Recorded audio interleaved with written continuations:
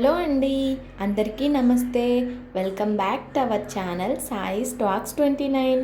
Mango season ఎలాగో వచ్చేసింది. ఇంకా మామిడికాయ పులిహోర చేసుకోకపోతే ఎలా అని నేనైతే పులిహోర స్టార్ట్ చేసేసాను.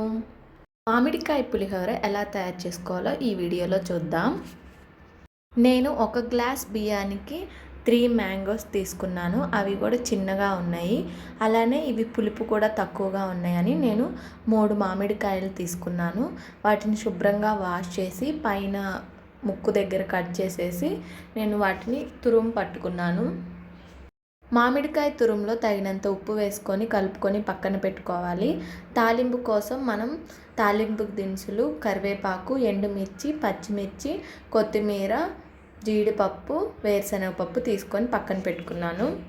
తాలింపు కోసం స్టవ్ ఆన్ చేసుకొని బాండీ పెట్టుకొని ఆయిల్ వేసుకొని ఆయిల్ హీట్ ఎక్కాక అందులో నేను తీసుకున్న తాలింపు దినుసులన్నిటిని అందులో వేసేసుకున్నాను.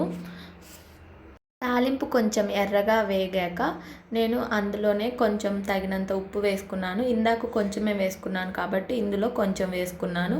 అందులోనే పసుపు కూడా యాడ్ చేసుకున్నాను. తాలింపు వేగాక మామిడికాయ తురుమును కూడా అందులో వేసుకొని మనం పచ్చివాసన పోయేంత వరకు వేయించుకోవాలి. మామిడికాయ తురుముని మనం డైరెక్ట్ అన్నంలో కలిపైనా వేసుకోవచ్చు. ఇలా తాలింపులో కలిపేసేసుకొని అది పచ్చివాసన పోయేంత వరకు వేయించుకొనైనా వేసుకోవచ్చు. ఇలా వేసుకుంటే మనకి పచ్చివాసన లాగా అనిపించదు, టేస్ట్ కూడా చాలా బాగుంటుంది. అందుకని నేను ఇలా చేస్తున్నాను.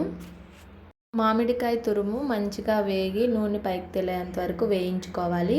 మనం తీసుకున్న రైస్లో కొంచెం కొంచెం మామిడికాయ తురుము వేసేసుకొని కలిపేసుకోవాలి. ఉప్పు చాలకపోతే ఇక్కడ మనం అడ్జస్ట్ చేసుకోవచ్చు. మంచిగా కలిపేసేసుకోవడమే. లాస్ట్లో కొత్తిమీర ఉంటే కొత్తిమీర వేసేసుకోవడమే. అంతే, ఎంతో రుచికరమైన మామిడికాయ పులిహోర. మీకు కూడా నచ్చితే ట్రై చేయండి. నచ్చితే సబ్స్క్రైబ్ చేయండి, లైక్ చేయండి, షేర్ చేయండి. Thank you.